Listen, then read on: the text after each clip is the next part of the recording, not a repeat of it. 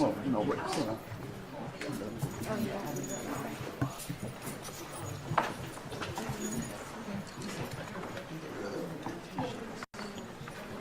Yeah, yeah. I love you. No way.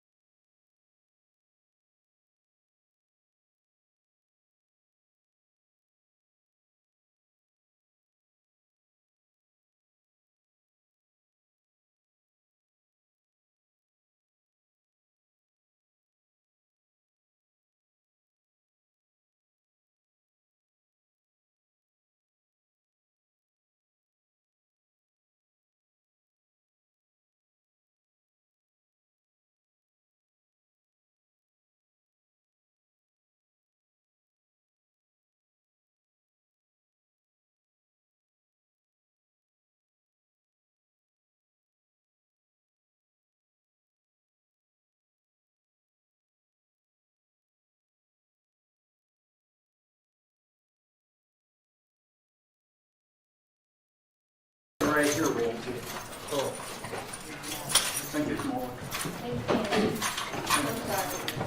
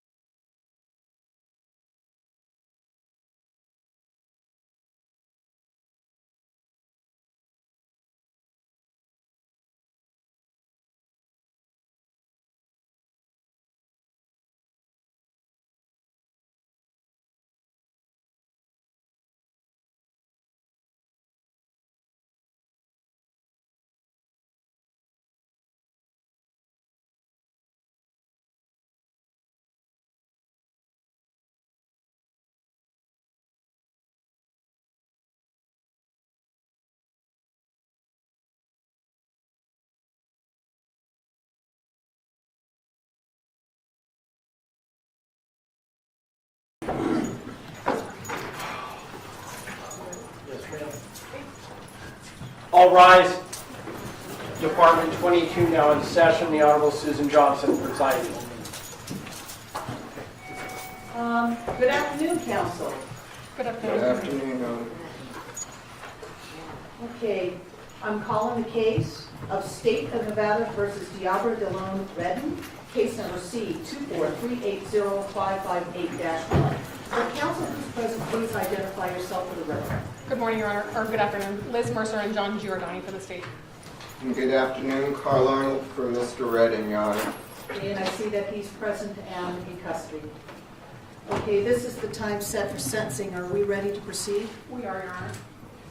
Your Honor, I just want to make sure that you have received our sentencing memorandum with Dr. Paglini's report dated August 1st, 2024, Karen Springer's affidavit dated December 5th, and Dr. Paglini's current update dated December 5th. Yes, they were very lengthy, single space. I even read them, Mr. Ron. I knew you would, Your Honor, so thank you. Okay. All right. Mr. Redden? Yes, I. Okay. I need you to stand, sir. Okay. Sorry, I feel a little nauseous being right here. Are you okay? Yeah, I feel embarrassed like you. Okay. All right, sir. I have your guilty plea agreement or memorandum here in front of me, which, as you know, was filed in open court on September 5th of 2024. I canvassed you on this guilty plea memorandum. You signed it, and you answered all of my questions. I am adjudging you guilty, but mentally ill, to committing the following crimes. Count 1, attempt murder, victim 60 years of age or older, a Category B felony in violation of NRS 200.010, NRS 200.030, NRS 193.153, and NRS 193.167.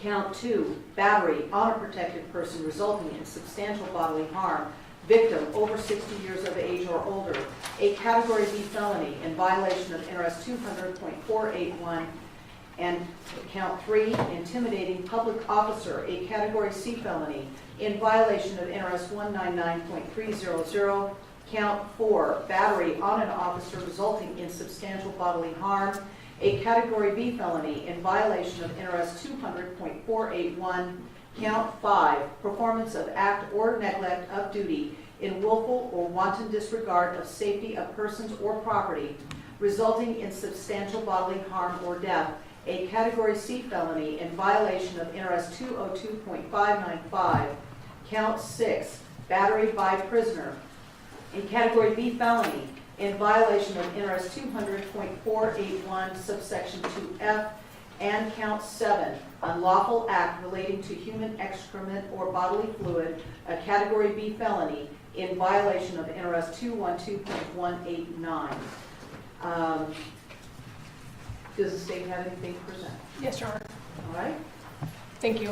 Your Honor, before I begin my argument, I would note that he has 16 days credit for time served, and that is because he's been under sentence of imprisonment in the case that he was sentenced on in front of Judge Holthus when the events in this case took place. Additionally, the state is requesting a total of $61,318.41 in restitution. Okay, $61,318 and 41 cents in restitution, and it should be paid to CCMSI. That's the company that administers the workers' comp claims for the 3 officers involved in this incident that sustained injuries. As the court's aware, we filed a very lengthy and detailed sentencing memorandum. I know, I read that too. So I'm not going to spend a whole lot of time regurgitating everything in there, but there are some things that I want to point out for the court. Initially, as indicated in our sentencing memorandum, we are asking for significant prison sentences as to each course of conduct, and we're requesting that as to each course of conduct, the sentences run consecutively to one another. But did you have some run concurrent? I'm looking at page 3. So the counts would run concurrently as to the victim, but consecutive between the various victims, essentially. Right. And so it's the state's position, Your Honor, that the defendant's very lengthy criminal history has demonstrated lack of impulse control and his inability to completely accept responsibility for his conduct, as well as the egregious actions in this case, warrant such a significant sentence. I would note that his criminal history dates back to 2011. In each event, as you read through the reports, they all stem from his poor impulse control issues. And prior to this case, he was convicted in 12 other cases. They all involved some level of violence. In 9 of the 12 cases that he committed new offenses while charges were pending. And the longest that he went without reoffending was a period of 2 years and 2 months.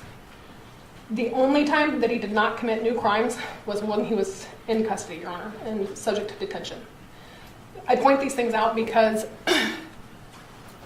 it is obvious from his demonstrated failure at supervision that probation is completely inappropriate for someone like Mr. Redden, and he should be detained for as long as possible, because the only time that the community is safe is when he's in custody. He has demonstrated that he's incapable of being rehabilitated or reformed. When you look at his record, he was actually in mental health court for a total of 5 years. And even after that 5 years, he committed 2 more violent offenses. One with an attempted home invasion and committed in September of 2021. And then in April of 2023, he committed the assault with deadly weapon that was dealt down to the attempted battery, resulting in substantial bodily harm, for which Judge Holthus sentenced him. And then in January 2024, when he showed up for sentencing in that case, he committed the horrific crimes in this case. Additionally, as the court is aware, you were provided 2 expert reports, one from Dr. Rowley and one from Dr. Paglini. Both doctors found that he was not suffering from any sort of delusional disorder at the time that he committed the crimes in this case. Dr. Rowley noted that he has problematic insight and judgment, but noted that those issues relate to personality issues and not his mental illness. And in Dr. Paglini's report at the bottom of page 17, he noted that he has no insight or self-awareness pertaining to his violent history. On page 26, page 34, he noted that Mr. Redden's impaired judgment is based on personality dynamics and not psychosis. So Mr. Redden was perfectly aware of what was going on at the time he committed the crimes in this case.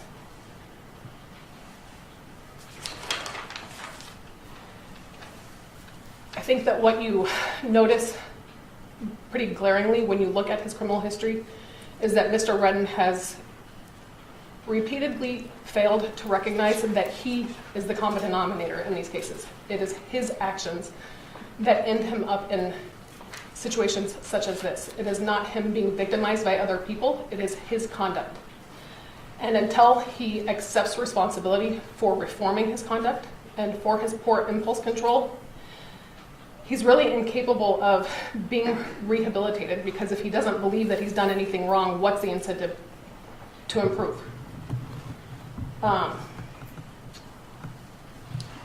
As to the facts of this case, Your Honor, Mr. Redden cannot be permitted to retaliate against a sitting judge and officers of the court when he's displeased with the outcome of a criminal case.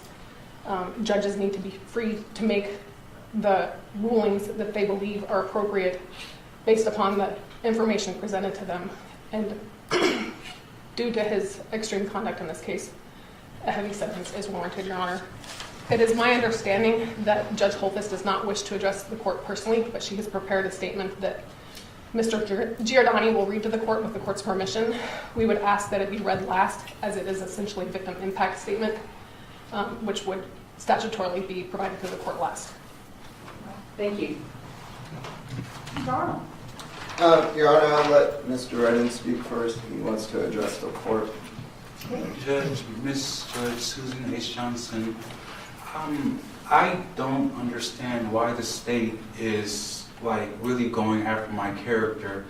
I mean, I've always had problems since I was a little kid of psychosis and being in big crowds and always feel like my life is in danger. I didn't know, being a young person, even in middle school, elementary school, knowing that I fear for my safety. I'm just being me, going to school, growing up, trying to do the right things. I never get tired of trying to do the right things. the state just said that I have no remorse. Like, I feel like Judge Johnson, she doesn't know me. I understand she's doing her job. I'm not mad at her for that. But I know that I'm not a bad person. And I'm thinking, like, even she knows that, but I'm sitting here like she's doing her job, you know? And I believe that you all know that I'm not a bad person. I'm not an evil person. When I came to court on January 3rd, 2024, I was listening to music. I was in a good mood. I had a stable place to stay. I was trying to get a job. I did not catch any new charges. I'm not a bad person. I don't understand why the state is trying to prove me as a bad person. I understand they have a job to do, but this is just, it's not right to me, you know? I'm not an evil guy, and I just keep going after me. I see spirits, I hear voices. I've been going through this for over a decade now, really since 2012, you know? And I just feel attacked or just not safe since I was a little kid. And me growing up, I didn't know that I had these problems. In 2022, I came to prison for the first time. I accepted responsibility for my actions. When I did what I did, I committed a crime in 2020 of December. It was 4 years ago. I paid my debt to society. I got out thinking I'm going to get work. I was really sick and ill. I was very malnourished. I don't complain about things. I don't point the blame when people have done me wrong. I still treat everybody right. And the state just stated that I have no remorse and they feel like I'm a bad person. I just don't understand why are they coming after me like this. But I understand they have a job to do. When I came to court, I know for a fact, Judge Johnson, I met Judge Holthus in 2023 of October, and you know what she told me when she revoked my probation? She said, Mr. Redden, I hope you get the help you truly need. I said, thank you so much, and I meant it. I know for a fact I'm not an evil person. I think all of you guys know that, you know? But I'm not going to use stuff like me being on camera for my actions, you know? But I know for a fact that I cared about Judge Mary Kay Holthus' well-being. When I left my house that day at 8 Rose Circle, I left my keys to my apartment, to my family, you know? And I got in the car and I came to court doing the right thing. I gave up everything, like, in case I don't get probation. I was like, well, at least I know I tried. And I'm sitting here talking to Judge Holthus, Ms. Johnson, and I swear I started hearing voices in 2012, really in 2014. I'm gonna make a long story short, but I just want to get the facts out because I don't want the state. I understand they have a job to do, but I'm not a bad person. I'm not an evil guy. But I came to court. And I'm in a good mood. I'm listening to music on my phone. I'm like, oh, whatever. I remember I about to hug my mom, my foster mother who raised me since I was 11 years old. I hugged her like, just in case if I don't depress. You could see it in the videotape yourself. I was in a good mood. I don't want to be known as a person who has mental illness because those people get attacked. I've heard so many people who have mental illness commit suicide and kill themselves and commit things that they really don't mean. I hope I don't have mental illness. I try not to have mental illness, you know. I don't want to be known as a person who has mental illness because they get attacked, you know. So I try my best when I'm going through all these problems. Since I was a little boy, like I told you, I didn't know I had these problems until 2 years ago. I was sitting down in prison and I had this dictionary, and I was like, oh, that's what that word means. That's what that really means. I didn't know that. Oh, stuff has a deeper meaning. You know, like, wow, I never could think like this. I was in prison with nothing to do. I did a 12 to 30 months. I did 15 months total, and I cleaned up my sentence. I paid my debt to society, and I got out as a good, productive member of society. I didn't know and didn't want to believe that I had mental problems, you know. I started seeing spirits. November 2022. I'm not making excuses for my actions, but I'm saying I'm not a bad person. And I know that I did not intend to kill Mary Kay Holthus. I know I cared about her well-being, Judge Johnson, you know? And I came to court that day, and I was talking to her, and I told her I never stopped trying to do the right things. I wasn't pointing like, oh, this person did this to me, I deserve a chance of probation. Like, this is not fair. All I see was red, and all I heard her say, oh, this, she said, and I finally watched the whole video. I was standing here in the courtroom with all of you guys, and I finally saw the entire video, Judge Johnson. I'm like, I can't believe this. And I wasn't even mad at Michael Lasso. I was like, I commend him on doing for what he did, and everybody in the prison trying to make me hate him and hate the judge, and I'm still trying to do the right thing. They putting stuff in my ear, and I can't get away from it. But basically what I'm trying to say is everything I've been doing, this is just like, this is not right to me. But like I said, I know the state has a job to do. And basically what I'm saying is, I know I cared about Mary Kay Holthus, to make a long story short, but when I was sitting here talking to her, I swear this has been happening to me since 2012. I saw nothing but red, and I heard her say, I think it's time for a taste of something else. I saw nothing but red, and I don't remember doing anything except for jumping on top of her and doing this to her robe. I was like, why are you doing this to me? That's what I wanted to ask her, if I think I know myself, but I'm not really sure. That's the only thing I could come up with. I had 11 months, but I can't really come up with anything. But I know that I cared about Judge Mary Kay Holthus' well-being, you know? That's all. Thank you. Can you sit during my, Sure.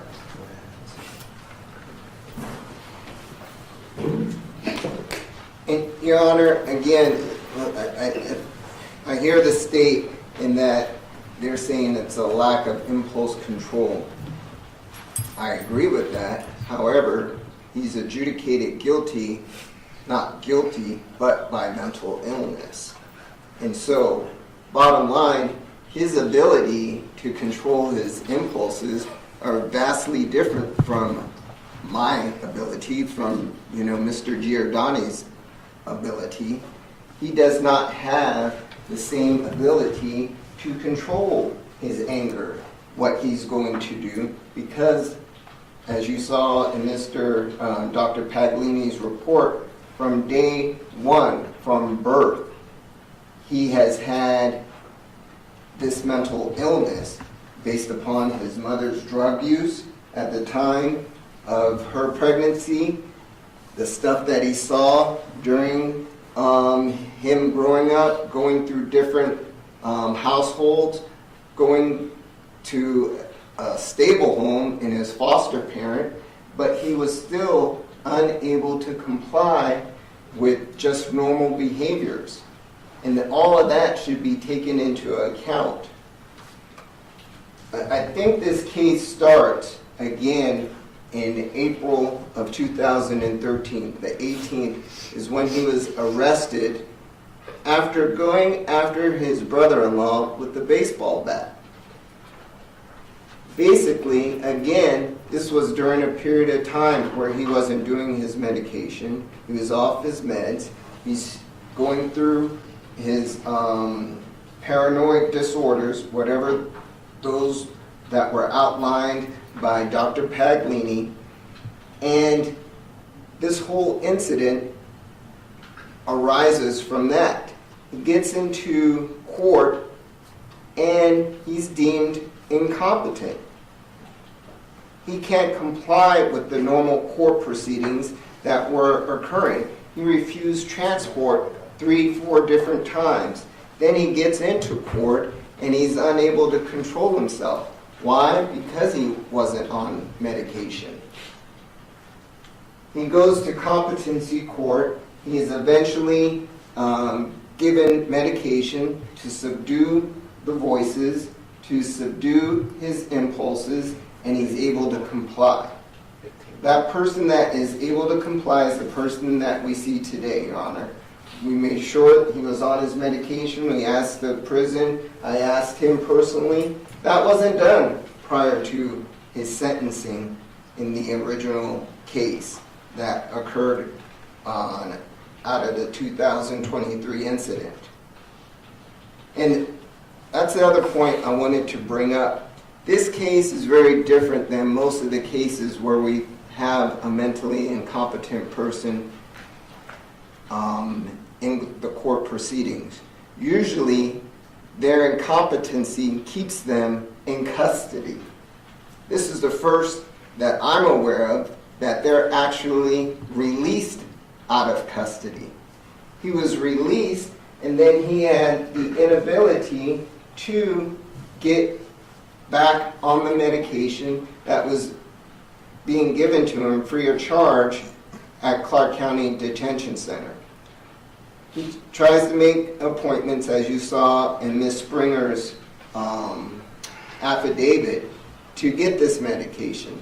For 2 months after his release, which again is an occurrence that I haven't seen before, he's unable to get that medication. Of course, he's going to slip back into the same impulsive behaviors that he had before. Of course, he's going to slip back and not being able to suppress the thoughts and delusions that he was having. He went back right to what we saw in August 2023. And so again, that should all be taken into consideration. The state is asking for consecutive time. Part and parcel, his mental illness continued from the 2023 incident all the way until today. He was never released after sentencing in January 2024.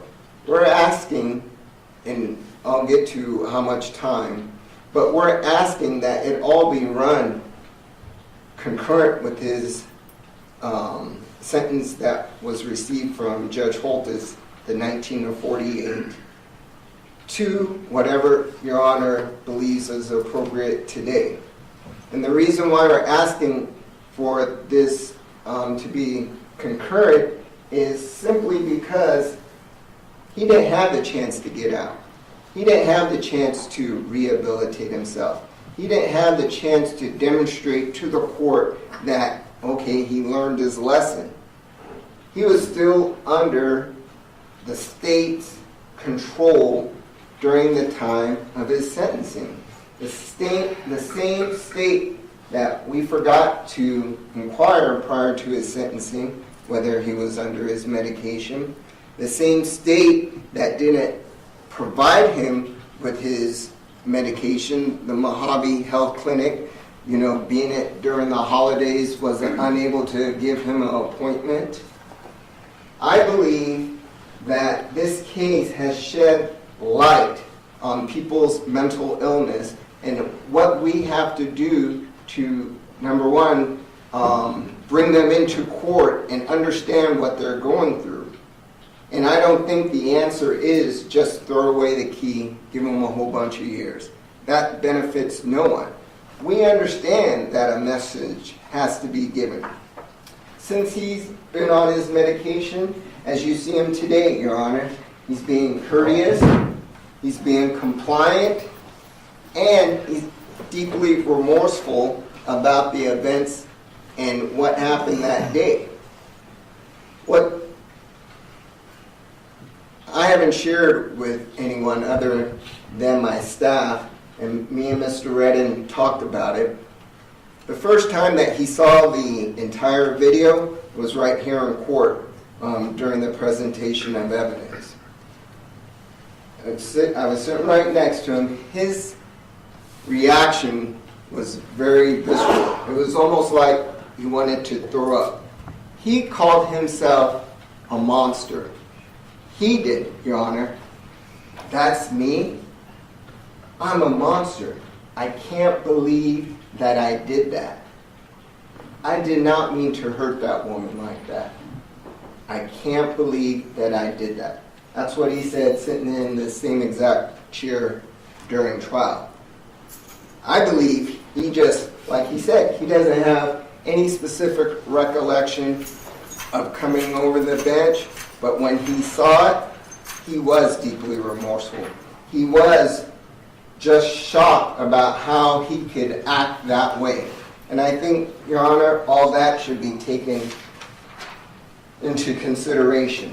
He understands a difficult position that you're in. We talked about this at length. I told him, there's just no way you're going to be granted probation in this matter. That was spelled out to him. Also, what was spelled out, there has to be a message that, you can't come flying over the bench because you didn't get the sentence that you wanted, or you're upset with the sentence. There has to be protection to your honor, has to be protection to the prosecutors, has to be protection to everyone in the courtroom. And so that message has to be sent so we don't have the next Joe Schmo that gets upset and takes it out on court staff or anybody surrounding them. He understands that. And with that understanding, he knows that he has to do some time. What we're asking for, Your Honor, is a 4 to 11 year sentence. How we got to that was a 2 to 5 on counts 1, 2, 3, 4, and 5, all to run concurrent. Consecutive to that, and by statute, counts 6 and 7, we're asking for a 2 to 6. So the total of that and the count 6 and 7 are run concurrent with each other. So, and we're asking also that be concurrent with his current 19 to 48 sentence. So we're asking for a 4 to 11 year sentence. I think that's sufficient considering, number one, his mental illness that he was under, his inability throughout life to control his actions based upon that mental illness, the state and our failure to be able to recognize mental illness and what we should do in terms of addressing it, getting him the type of help, and not just throwing him into prison, but figuring out ways, which we're not equipped with, but a psychologist would be more adept to figure out how to help these individuals and give them a life plan or whatever it takes so when they do get out into society, they're able to comply and have appropriate behavior. As you saw from Ms. Springer's affidavit, this was an individual coming off of his meds that still wanted to comply. He had a living arrangement. He was trying to get to his appointments. He even obtained a job at the Teamsters union and received a dispatcher job, while he was waiting for sentencing that day. This is a person that can and would be able to do it given the appropriate help from a psychologist and mental health counseling. So we're asking again, Your Honor, considering all the information that was provided to you, considering the gravity of his mental illness and his life, that you sentencing to what we recommended. And with that, I submit. Thank you. On behalf of Judge Holthus, Judge, the impact on me and my family has been substantial, both mentally and physically. The impact on my professional family has also been significant, both mentally and physically, especially in the case of my Marshal Shane, who suffered horrific injuries trying to protect me. To him, I am incredibly thankful and so very sorry. But for 6 men, grown men, half of whom were unarmed, I would not be here. To them, I owe my life and will forever be grateful. For years, the system has tried unsuccessfully to help the defendant conform his behavior and limit the danger he presents. Instead, his behavior has escalated to this: trying to kill me as I sat, just doing my job, in a courtroom surrounded by guards and court personnel. He made a conscious decision to kill me and made every effort to succeed. If he had his way, he'd be facing a sentence of life without the possibility of parole for murder.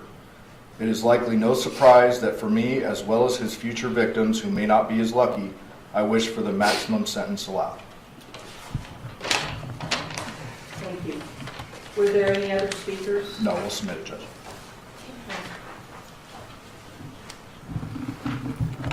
Mr. Redden, I am not going to run any sentence that I impose today concurrent with that issued by Judge Holthus. In my view, you committed separate crimes, and that results in separate sentences. So it's not going to run concurrent to what she has previously issued as far as a sentence. All right.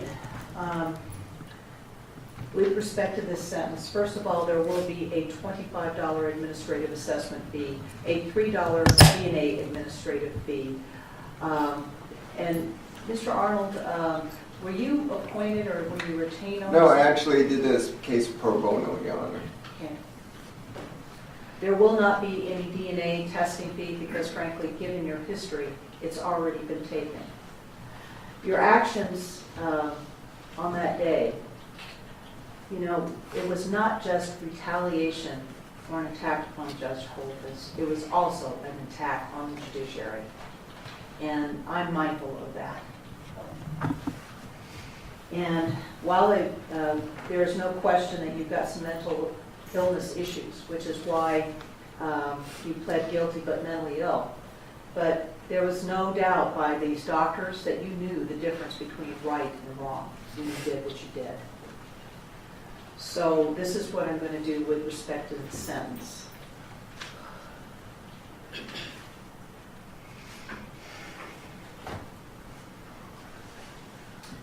Okay, with respect to count 1, sir, I'm going to do this. The minimum term that you would serve would be 8 years, and the maximum term will be 20 years. Plus, there will be a consecutive potential maximum term of 8 years to 20 years. So with respect to count 1, the minimum term that you will be serving combined would be 16 years, and the maximum will be 40 years. With respect to count 2, the minimum term that you will serve will be 4 years, and the maximum term will be 10 years. With respect to the consecutive enhancement, the age enhancement, the minimum that you will serve will be 4 years, and the maximum will be 10 years.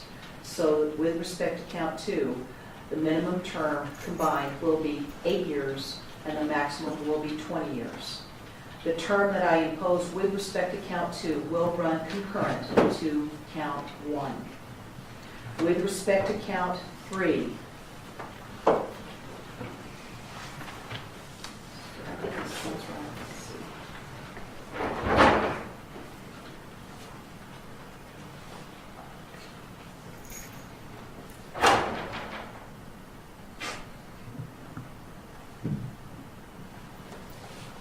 the minimum term that you will serve will be 2 years. The maximum term will be 5 years. That term will run consecutive to count 1. With respect to count 4, the minimum term that you will serve will be 4 years, and the maximum term will be 10 years. That also will run consecutive to counts 3 and counts 1.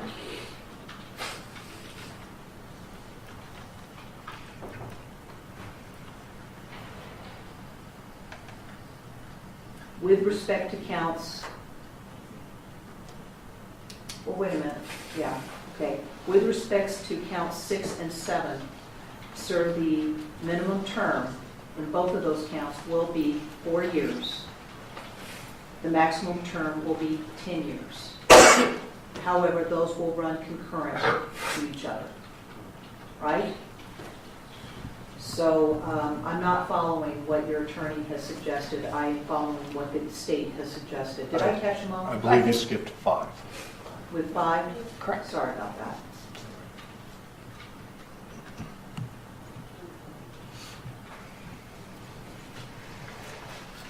Okay. The sentence with respect to count 5 will be a minimum term of 2 years, and the maximum will be 5 years. That will run consecutive to count 4. And then counts 6 and 7 are concurrent to each other and concurrent to, And consecutive to, well, wait a minute, that was, count 6 was with respect to Officer Brandon, right? Officer Boo, Your Honor, 6 Officer and 7. Boo, that will run consecutive to counts, the other counts. See if I can.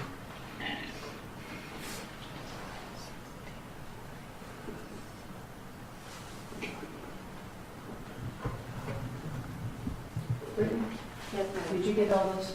So with respect to count 6, it's to run consecutive to counts 1, 2, 3, 4, and 5. Right. And then as far as count 7, it's to run concurrent to count 6. Correct. Thank you. Could you give me the aggregate, please? When you get a chance, and you need that one? Yes.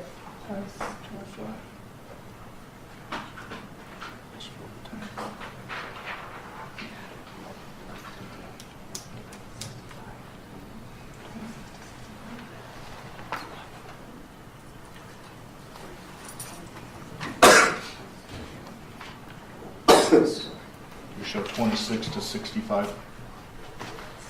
I'm going to verify.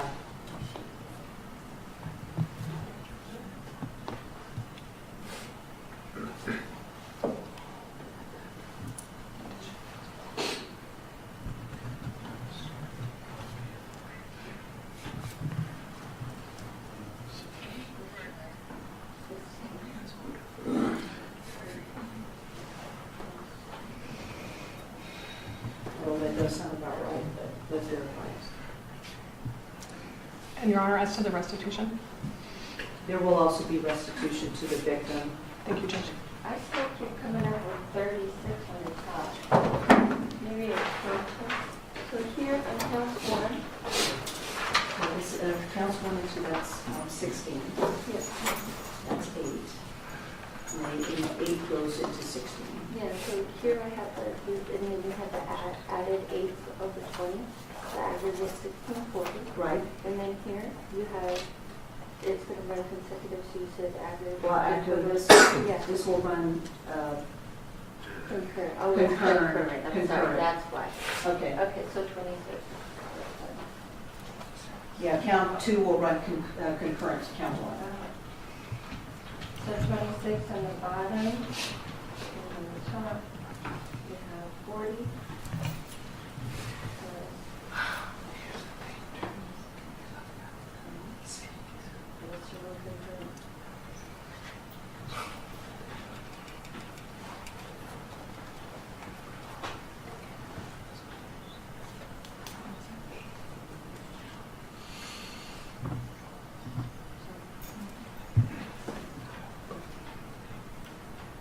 How many months did you have on the bottom? 120? We had 26 years to 65 years aggregate.